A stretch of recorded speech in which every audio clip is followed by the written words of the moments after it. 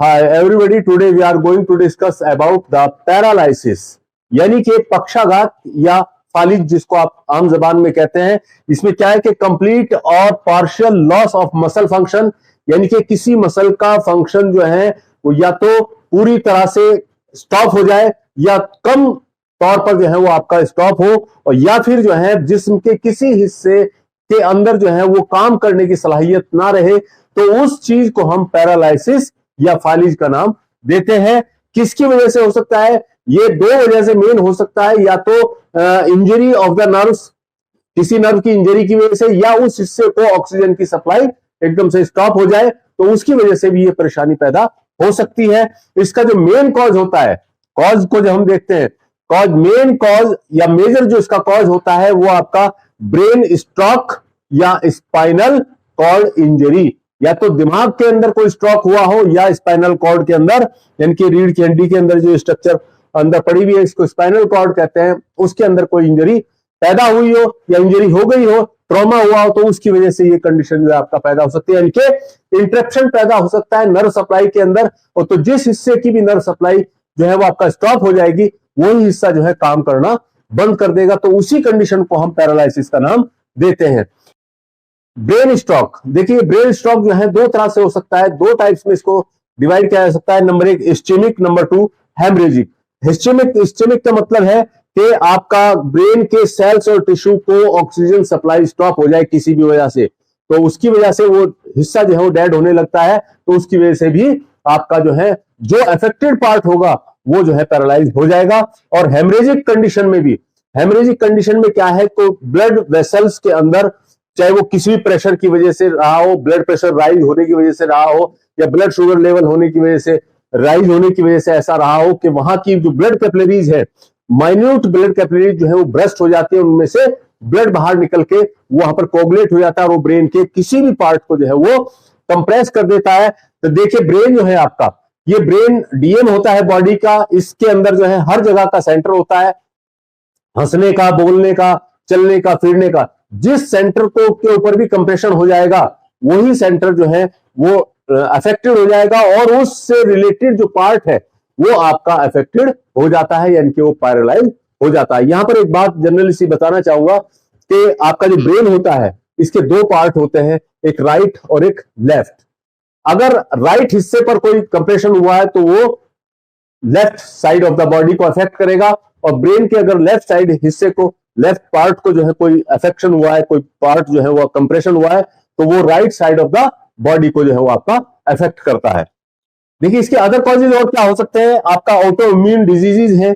Brain injuries हैं, या spinal injuries हैं, जिनकी वजह से आपका पैरालाइसिस जो है वो मुमकिन हो सकता है। जबकि जब हम इसके टाइप्स को देखते हैं तो टाइप्स में एक होता है आपका कंप्लीट, और एक होता है आपका पार्शियल या इनकम्प्लीट, और लोकलाइज्ड, और आपका जनरलाइज्ड। ये चार हिस्सों में हम डिवाइड करते हैं। कंप्लीट का मतलब है नॉट कंट्रोल टोटली, यानी कि किसी पार्ट के फंक्शन को टोटली जो है वो आपका पूरी तरह से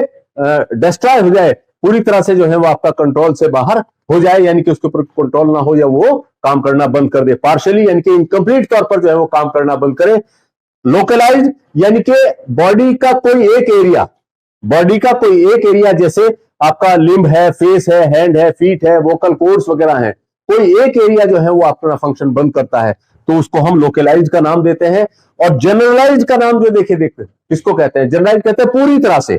जिस हिस्से पर भी पड़ा है वो पूरे के पूरे हिस्से पर जो है पूरी तरह से पड़ा है। जैसे इसको हम कई कैटेगरीज में डिवाइड कर सकते हैं, जैसे आपका मोनोप्लेगिया, यानी कि एक पूरा लिम्ब जो है वो आपका पैरालाइज हो जाए, काम करना बंद कर दे, तो उसको हम क्या कहते हैं, मोनोप्लेगिया कहते हैं। नंबर टू डाइप्लेगिया, डाइप्लेगिया यानी कि दोनों साइड के सेम एरिया जो है वो आपका अपना काम करना बंद कर दे, तो उसको हम डाइप्लेगिया का नाम देते हैं। जैसे दोनों हाथ जो है एक साथ काम करना बंद कर दे, या दोनों पैर जो है एक साथ काम करना बंद कर दे, या फेस की दोनों साइड जो है एक साथ इफेक्ट हो जाए, तो उसको हम किस कैटेगरी में रखते हैं, डाइप्लेगिया की कैटेगरी में रखते हैं। नंबर थर्ड हेमीप्लेगिया, हेमीप्लेगिया यानी कि जिस्म का आधा हिस्सा, चाहे वो राइट साइड या लेफ्ट साइड। अभी मैंने आपको बताया ब्रेन के दो पार्ट है, अगर लेफ्ट साइड ब्रेन का इफेक्ट हो रहा है तो बॉडी का राइट साइड इफेक्ट होगा, और अगर ब्रेन का राइट साइड इफेक्ट हो रहा है तो बॉडी का लेफ्ट साइड जो है वो आपका पैरालाइज हो जाएगा। हेमिप्लेगिया, तो यानी कि जिस्म का आधा पूरा हिस्सा, चाहे वो इधर का हो या इधर का हो, वो पूरा आधा हिस्सा जो है वो जब पैरालाइज हो जाए तो उसको हम हेमिप्लेगिया का नाम देते हैं। नेक्स्ट पैराप्लेगिया, यानी कि इस कमर से नीचे नीचे का हिस्सा जो है, यानी कि इस कमर से नीचे का हिस्सा, दोनों पैर जो है वो आपका पैरालाइज हो जाए तो उसको हम पैराप्लेगिया का नाम देते हैं। क्वाड्रिप्लेगिया, यानी कि चारों के चारों लिम्स, ये दोनों हाथ और दोनों पैर जो है वो आपका पैरालाइज हो जाए तो उसको हम क्वाड्रिप्लेगिया का नाम देते हैं। तो बात आता है सिम्टम्स। देखिए सिम्टम्स क्या डेवलप होंगे, क्या निशानियां होंगी जिससे जो है हमें पता लगेगा कि ये पैरालिसिस की तरफ जा रहा है या पैरालिसिस का condition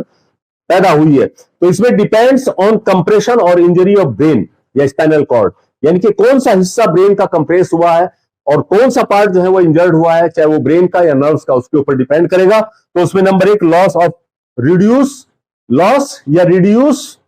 the function of the muscle, यानी कि जो हिस्सा जो है पार्ट का वो अफेक्टेड हुआ है उसके फंक्शन जो है वो लॉस होना या कम होना शुरू हो जाएंगे। और वहां पर जो है पहले टिंगलिंग यानी कि चींटियां सी रेंगने का एहसास होता है और फिर जो है वहां पर सुन्नपन आना शुरू हो जाता है, नंबनेस आ जाती है वहां पर, फिर बाद में जो है वो आपका फंक्शन करना बंद कर देता है, पूरी तरह से लॉस हो जाता है। और जब फंक्शन लॉस हो जाते हैं तो वहां पर इम्बैलेंस की कंडीशन आ जाती है, यानी कि जो भी एरिया अफेक्टेड हुआ है वो अपना काम पूरी तरह से नहीं कर पाएगा, वो इम्बैलेंस्ड हो जाएगा। यानी कि आप यहां पर ये समझ सकते हैं कि जिस्म के किसी भी हिस्से को चलाने के लिए, काम करने के लिए, मूवमेंट करने के लिए 3 चीजों का शामिल होना जरूरी है, बोन, ज्वाइंट और मसल।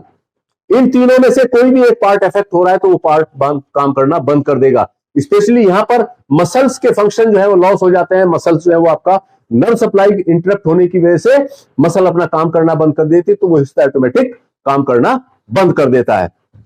नंबनेस आएगी। उसके बाद जो है आपका वहां पर पेन भी हो सकता है, जिस एरिया में ये कंडीशन पैदा हो रही है वहां पर पेन भी पैदा हो सकता है और नंबनेस भी पैदा हो सकती है और मसल्स जो है वहां की वीक होती चली जाती है। ट्विचिंग, अगर फेस के ऊपर इफेक्ट हो रहा है तो फेस में जो है वो ऐठन आ जाती है, ट्विचिंग आ जाती है। और इसके साथ साथ losing the ability to talk, अगर फेस इफेक्ट हुआ है तो वहां पर बोलने में भी इंसान कासिर होता है, यानी कि बोल नहीं पाता है, बोलने का फंक्शन भी जो है आपका डिस्टर्ब हो जाता है। तो ये कुछ साइन सिम्टम है जिनको हम देख के अंदाजा लगा सकते हैं कि ये पैरालिसिस हुआ है या पैरालिसिस की तरफ जा रहा है। ट्रीटमेंट, देखिए ट्रीटमेंट से यहां पर मैं आपको बताना चाहूंगा कि जब कभी ऐसी कंडीशन हो तो बजाय वेट करने के इमीडिएट आप जो है न्यूरोलॉजिस्ट या किसी फिजियोथेरेपिस्ट के पास जाकर जो है वो एकदम से कांटेक्ट करिए और फिर उनके बताए अनुसार जो है वो आपका ट्रीटमेंट जो है वो शुरू करिएगा अपना। तो इसमें इसके अलावा कुछ हम जो है पेशेंट केयर भी कर सकते हैं, सेल्फ केयर भी हम कर सकते हैं कि जैसे पेशेंट को लिटाना है, पेशेंट अगर ये दीवार है तो पेशेंट का मान लीजिए राइट साइड जो है वो अफेक्टेड हुआ है तो उसको ऐसे लिटाना है, तो राइट साइड उसके बाहर रखिए, बाईं तरफ जो अफेक्टेड पार्ट नहीं है उसको दीवार की तरफ रखिए, लेकिन जो अफेक्टेड पार्ट है उसको उस तरफ रखिए जिधर से लोगों का आना जाना रहेगा, क्योंकि उस वक्त जो है जब इस तरफ रहेगा ये हिस्सा तो वो उसको उठाने चलाने की कोशिश करने की कोशिश करेगा, क्योंकि ये पार्ट जो है आदमी इधर से आ रहा है तो वही पार्ट जो है वो आपका इफेक्ट करने की कोशिश, उसके अंदर सेंसेशन आने की गुंजाइश पैदा हो सकती है, तो उस पार्ट को उस तरफ रखिए जिधर से लोगों का आना जाना रहे। सेलेक्ट गुड एक्सरसाइज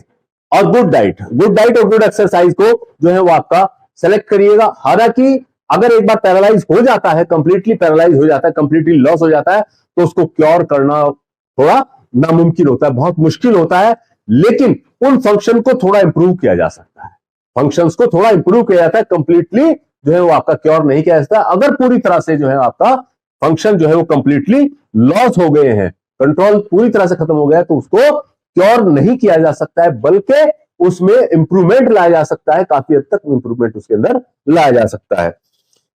इसके अलावा जब ट्रीटमेंट करते हैं तो खास तौर से वहां पर जो दवाइयां इस्तेमाल होती, चाहे वो खाने की दवाइयां हो या लगाने की मसाज की दवाइयां हो, ऑयल हो, कोई भी हो, तो नर्व स्टिमुलेंट के तौर पर, यानी कि जो नर्व्स को स्टिमुलेट करे ताकि जो है वो अपना फंक्शन दोबारा से शुरू कर दे, ऐसी मेडिसिन का जो है हम इस्तेमाल करते हैं ताकि वो अपना काम करना दोबारा से शुरू कर दे, प्रॉपर वे में शुरू कर दे। आयुर्वेदिक ट्रीटमेंट अगर आप पसंद करते हैं तो हिमालय कंपनी की एक मेडिसिन आती है शल्ला की और एक आती है मेंटेट, इसके साथ साथ जो है वो आपका अश्वगंधा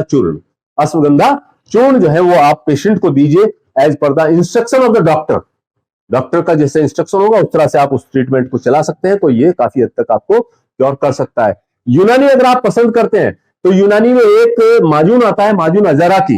माजून अज़राकी और माजून फलास्फा। माजून अज़राकी जो है वो स्टिमुलेट का काम करेगा, नर्व्स को स्टिमुलेट करेगा, और माजून फलास्फा जो है वो आपकी मसल्स की वीकनेस को दूर करता है। तो ये दवाई जो है आप इस्तेमाल करा सकते हैं, लेकिन as per the instruction of the doctor या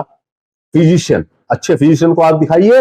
और अपना ट्रीटमेंट जो है वो आप करा सकते हैं। तो ये था हमारा आज का लेक्चर पैरालाइसिस। अगर इसमें से कोई सवाल आपके जहन में आ रहा है तो आप हमारे कमेंट बॉक्स में डाल सकते हैं, और अगर ये वीडियो आपको पसंद आया हो तो लाइक शेयर सब्सक्राइब जरूर कीजिए। और ये हमने बोर्ड पर जो लिखा है एग्जामिनेशन पर्पज से, जो स्टूडेंट्स हैं अगर वो इसको नोट्स बनाना चाहें तो इसमें से नोट्स बना सकते हैं, और आपके एग्जाम के लिए बहुत बेनिफिशियल होते हैं ये नोट्स। शुक्रिया।